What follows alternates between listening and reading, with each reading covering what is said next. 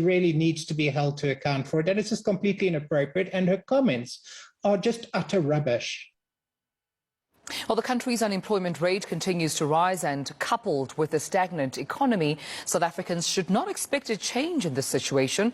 Economist Dr. Nthabiseng Moleko believes government hasn't done enough to ensure economic growth. Just last year, a World Bank report suggested that implementing policies that preserve macroeconomic stability could revitalize the job market. Dr. Moleko joins me now to talk about this. Doc, thank you for your time, and always a pleasure talking to you.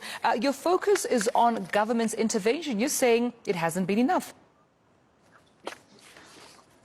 Very good morning, and thank you so much for having me. What I'm saying, Dumelo, is that there is hope for the economy. We really need to put in place the adequate measures to respond adequately to the kind of structural problems that we have. I think that a lot of the macroeconomic issues in the economy are really primarily the problem that we have, and we haven't adequately addressed that. The second point is that the economic strategy in this country doesn't talk to the outcomes that we need. For an example, when we talk to the existing strategies, net we're talking about 1 million jobs in 10 years when you talk about unemployment, which you started out with. And what we really need to see in the country is at least 5 to 6 million jobs created in the next 5 to 10 years. And the kind of strategy that we have in place doesn't have a labor absorptive strategy, nor does it have an effort to deal with the structural constraints of the labor market failures that have inherently been carried through since 1994. So these are the kind of problems we need to adjust, and we haven't yet succeeded in doing that. Yeah, you're saying, Doc, that there is hope, but is there will from the government? I do believe, what I can say is that I do believe that there is a will, in that when you look at the efforts to restructure, we talk a lot of economic restructuring. We're trying to quell under what I'd call the low growth trap. And I think that there are some policy positions on the table, but I think that the focus is really on the growth path that we need. So we've got to look at what is the adequate growth path that we want to have. I would say that, one, we've got to have an industrial-led growth path. If we start to look at industrialization as a key competence, increasing agricultural productivity, increasing our domestic productivity, and enhancing economic outcomes from a primary and secondary sector value add, you'll begin to see the structure of the economy changing. You'll begin to see more people employed. You'll begin to see more people actually in the provinces where you're not seeing economic activity happening employed, and not migrating north or west, but rather staying where they're supposed to, in terms of where they, not where they're supposed to, but rather, let me say, where they are based, and they don't have to be economic migrants because of lack of opportunity. What that requires then is that we've got to be more decisive, and I think this is where both the public sector and the private sector have to really come on board. We've got a strategy for infrastructure-led investment. The president announced around infrastructure investments. But what we need is the private sector really come on board in terms of participating in the infrastructure drive. So the infrastructure fund, together with Infrastructure South Africa, has 100 billion per annum that we need to raise, with the capital markets raising the balance of that. In the next few years, we've got 10 billion from the public sector, at least to the minimum, and 100 billion that needs to be raised in the private capital markets. You've got to have private sector really coming on board. And that is really quite easy, I'd say, because I believe that the infrastructure projects are there.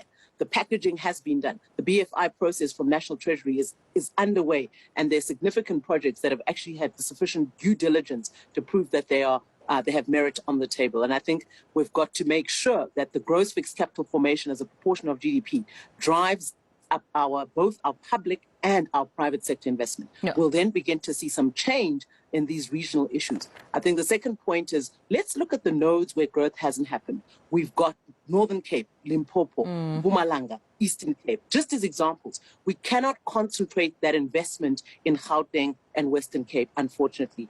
We do have to have economic drivers in these other areas where we have not seen them. And I think that for us to begin to grow, the underdevelopment, the poverty is concentrated there. And the unemployment numbers coming out tell us Eastern Cape is faring the worst. There's no economic activity. And that means that investment-led drives have to go into those provinces where you haven't seen restructuring take place, and new money to deal with the backlog of poverty Right. and the backlog of infrastructure. You speak of private sector, and early on, Doc, I asked you about whether or not there is will from government, but also is there will from, private sector? I mean, recently we're talking about some of the challenges that, business is facing just in terms of, opening up more jobs for people, opening up the job market. But not only that, direct foreign investment also in the country, issues around load shedding, just to name a few, blackouts, the political instability in this country. Are we attractive as a country for these investments?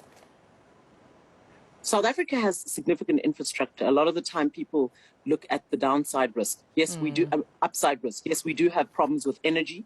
The whole world is dealing with the issue of increased inflation and rising costs. The whole world is dealing with the geopolitical issue of Russia and Ukraine and the constraints on supply and how that has effect on the price of inputs, particularly agricultural inputs and, of course, fuel and petrol. All of us are bearing the brunt. It's not just South Africa. However, I do believe that private sector is a critical enabler and player in terms of reviving economic stimulus. And I think that the private sector, particularly pension markets, and let me talk about private sector credit extension. That talks about the allocation of capital in the financial markets. The South African economy is highly financialized. We haven't seen sufficiently the private sector being disciplined according to what they, I believe, at least should be putting in place for SMMEs. The money that is given to investment for driving both industrialization and, I think, small enterprise development has been really, I'd say, minuscule. You can see that in the allocations and in the targets of the BBBE codes. And you see that the financial sector codes, we're far from where we should be in terms of meeting the targets. So what should be done? What should be done is that we need to aggressively make use of our financial and capital markets to both industrialize and to ensure increased manufacturing activity and ensure that localization happens. But you have to put money into SMMEs. It cannot only be DFIs, the National Empowerment Fund, the Development Bank of Southern Africa, and the IDC, who have the role of stimulating and putting capital into SMMEs and into some of the subsectors which will boost economic outcomes. And I think the 5 banks which have 85% of the market share, they're primarily oligopolies, and they control what happens. We need to have more competition in that sector, but more importantly, they have to invest into productive sectors of the economy. And if that requires government to enable and enforce that, I think that's the direction we will need to go. Because I appreciate your input. I appreciate your input into this conversation, quite details and an optimistic view as well that you have there, Dr. Nthabiseng Moleko, that it can be done. There is hope, there needs to be more will, but it can be done. Economist Dr. Nthabiseng Moleko from the Stellenbosch University's Business School, thank you so much for your time this morning. Go back to one of our big stories today. Suspected instigators